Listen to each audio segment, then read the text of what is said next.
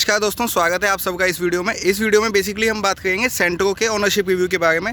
अगर मैं इस गाड़ी की बात करूँ तो ये करीब 46,000 किलोमीटर चल चुकी है और इसका मैंने एक ओनरशिप रिव्यू पहले भी डाला था 32,000 किलोमीटर का। तो अभी 8-9 महीनों में ऐसा क्या हुआ कि जो इसके ओनर हैं वो बिल्कुल इस गाड़ी से परेशान हो गए और इवन उन्होंने हुंडई में भी इस गाड़ी की कंप्लेंट करी है, तो वहाँ पर कुछ होने का है।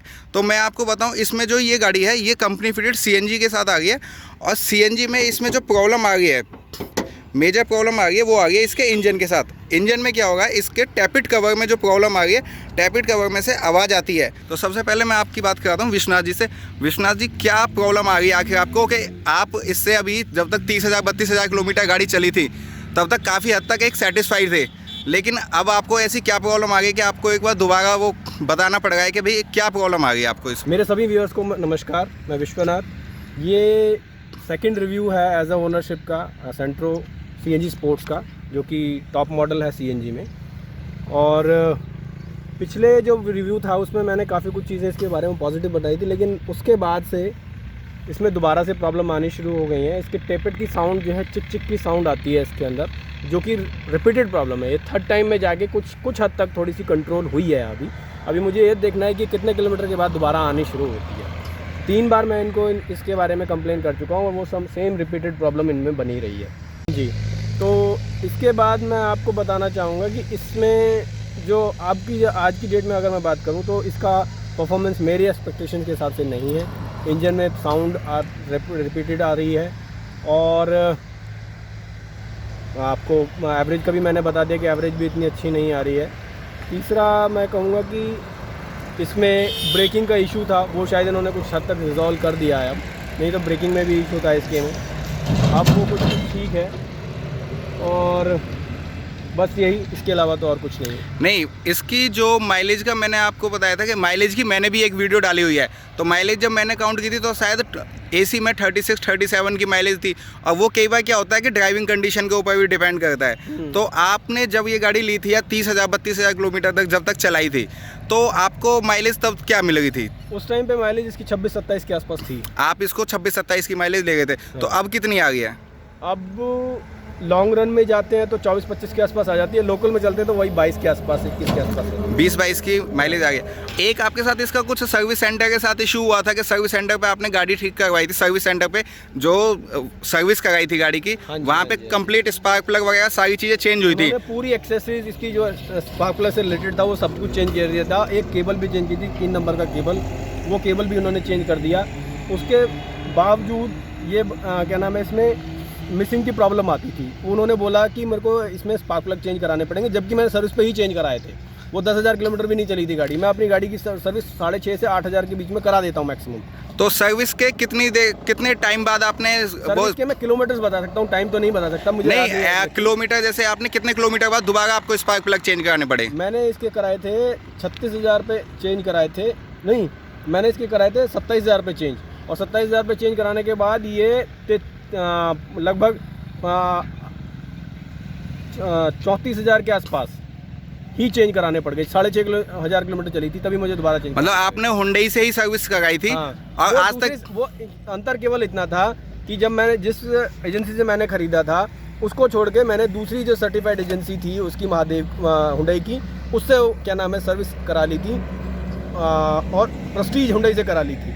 उसके बाद उन्होंने बोला कि जहाँ से मैंने खरीदी महादेव हुंडई से, उन्होंने मेरे को बोला कि आप वहीं पे जाते तो ज़्यादा बेटर होता, क्योंकि ये आपने जो लास्ट सर्विस कराई है उस पर ही क्या नाम है हम उसको बोल सकते हैं। लेकिन फिर भी हम इसको चेक कर रहे हैं, और चेक करने के बाद उन्होंने मेरे को दोबारा से वो प्रॉब्लम बता कि इसके स्पार्क प्लग चले गए हैं और इसकी केबल ख़राब हो गई है, इसलिए मिसिंग मार रही है। और उन्होंने मुझे 18,500-1900 रुपये का बिल पकड़ा दिया। नहीं तो आपने कराई तो हुंडई के ऑथराइज डीलर से? मैंने ऑथराइज डीलर से ही कराई थी, लेकिन ये भी इशू आया कि वो इसको एड्रेस करना नहीं चाह रहे थे। वो तो मैंने उनको बोला कि अगर मैंने मान लो कि वहाँ से खरीदी हो, कहीं और से खरीदता तो क्या नाम है किसी और स्टेट में जाता तो वो भी ये बोल देगा, तो मेरे को तो फायदा क्या हुआ हुंडई की उस एजेंसी के पास। हाँ, मतलब वो एक तरीके से ये सोच रहे थे कि भाई आपने अगर किसी और दूसरे के ऊपर डालना चाह रहे थे, टोपी पहनाना चाह रहे थे मुझे। वो बेसिकली ये था कि अगर आपने किसी और से सर्विस करा ली है तो हम आपको एंटरटेन नहीं, तो हम आपको नहीं वो फैसिलिटी प्रोवाइड करा सकते, सर्विस प्रोवाइड करा सकते, आप उन्हीं से ही बात करो, जबकि वो हुंडई के ऑथराइज्ड डीलर हैं।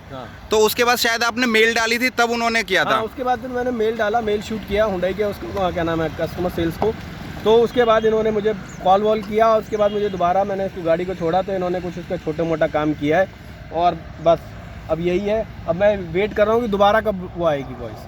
नहीं, और एक आपके ना इसमें सीएनजी का आप जो बता रहे थे कि सीएनजी का इंजन, सीएनजी पे जब गाड़ी चलती थी तो इंजन की जो लाइट आने लगती थी, इंजन की लाइट आती थी, उसके लिए 4 बार इन्होंने ईसीएम चेंज किया इसका। ओके। तो दोस्तों मैं आपको बताऊं हुंडई का क्या हिसाब किताब है कि हुंडई का फरीदाबाद के अंदर, दिल्ली एनसीआर के अंदर केवल अगर आपकी गाड़ी सीएनजी है, कंपनी फिटेड सीएनजी है, तो केवल एक ही सर्विस सेंटर है सीएनजी का, वो ओखला में है। हाँ, आप अगर कहीं पे भी फैसिलिटी ही केवल एक जगह पे ओखला में, और वहाँ पे जाना पड़ता है गाड़ी को अपडेट कराने के लिए। प्रोग्राम अगर इसका क्या नाम है अपडेट आ गया तो वहाँ जाता है सॉफ्टवेयर अपडेट होने के लिए भी। मतलब आपने अगर गाड़ी फरीदाबाद से भी ली है तो आपको ओखला ही जाना पड़ेगा और आपको 2 दिन के लिए गाड़ी छोड़नी पड़ती है। उस टाइम में भी क्या नाम है हमें कोई वो नहीं दिया जाता है। जैसे आपको एक दूसरी गाड़ी ऑल्टरनेट के तौर पर मिल जाती है, वो भी ये सर्विस प्रोवाइड नहीं करते। मैं 4-5 बार इनके पास जा चुका हूँ इस चीज़ को भी लेकर के, तो मेरे को हर बार बोला जाता है कि नहीं सर हमारे पास कोई ऑल्टरनेटिव गाड़ी नहीं है। तो ये आपकी सीएनजी ये पर्टिकुलर सीएनजी गाड़ी में ही दिक्कत आ गई या पर्टिकुलर सेंट्रो में ही दिक्कत है?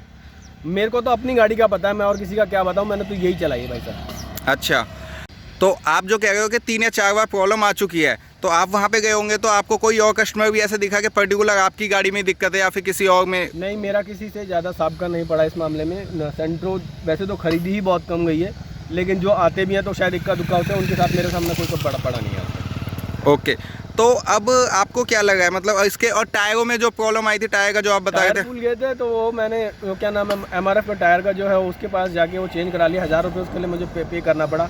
इसका बैटरी का इशू आया था, बैटरी बीच में एकदम डेड हो गई और वो वारंटी में भी थी, लेकिन वारंटी का भी मुझे कुछ फ़ायदा नहीं मिला, वो मुझे वैसे ही पैसे देना पड़ा उसको। तो टायरों में क्या मतलब कितने किलोमीटर के बाद टायर फूल गए थे? टायर सर 40,000 किलोमीटर फूल गए थे। 40,000 किलोमीटर के बाद टायर फूल गए थे, जबकि आप अलाइनमेंट, व्हील बैलेंसिंग वगैरह सारी सब प्रॉपर टाइम पे होती है, सब प्रॉपर टाइम पे हो गई थी। तो 40,000 किलोमीटर के बाद तो टायर क्या आपको फिर नए परचेज करने पड़े या उन्होंने, कंपनी ने ही दे दिए थे? नहीं, कंपनी ने नहीं दिए थे। मैं एमआरएफ का जो एजेंसी है, एक्चुअली इन्होंने अपने मेंशन भी कर रखा है सर्विस बुक में कि वो थर्ड पार्टी एजेंसी है, इसलिए आपको वहीं से जाके आपको करना पड़ेगा फॉर बैटरी और ये सब के लिए। तो उसके हिसाब से उन्होंने मेरे से 1000 रुपये जो क्या नाम है टायर जितना घिस गया था उसके हिसाब से उसका वो पैसा लिया था और मुझे नए टायर दे दिए। तो उन्होंने कितने रुपये चार्जेस लिए थे? 1000 रुपये पर टायर। 1000 रुपये पर टायर लिया था और फिर आपको नया टायर दे दिया उन्होंने, वो वाला टायर वापस ले लिया था।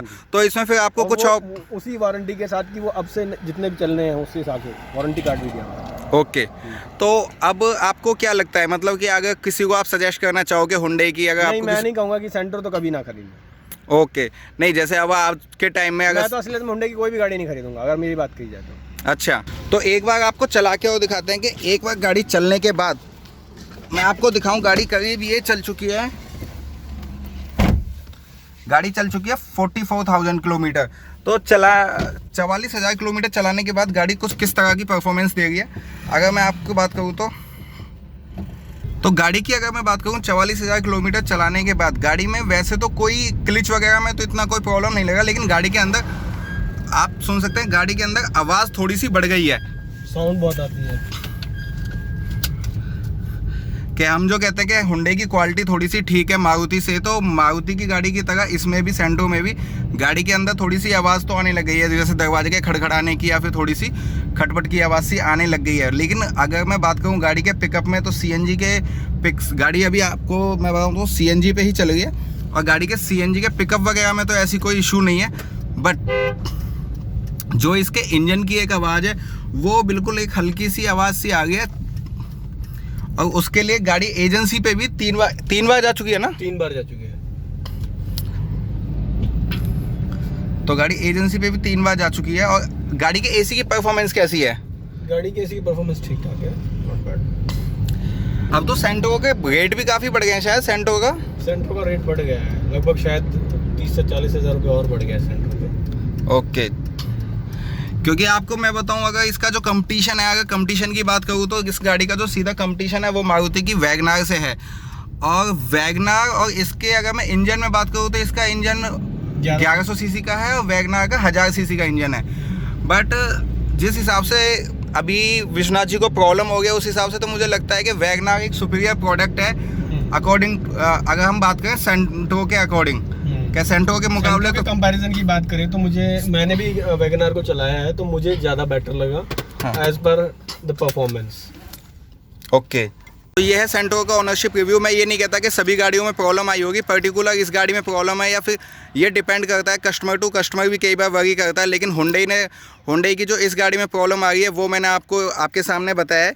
तो कैसी लगी आपको ये वीडियो प्लीज़ मुझे कमेंट करके जरूर बताएं। अगर आपको ये वीडियो अच्छी लगी हो तो इस वीडियो को लाइक करें और शेयर करें। तो मिलते हैं नेक्स्ट वीडियो में। Till then drive safe and wear your seat belt.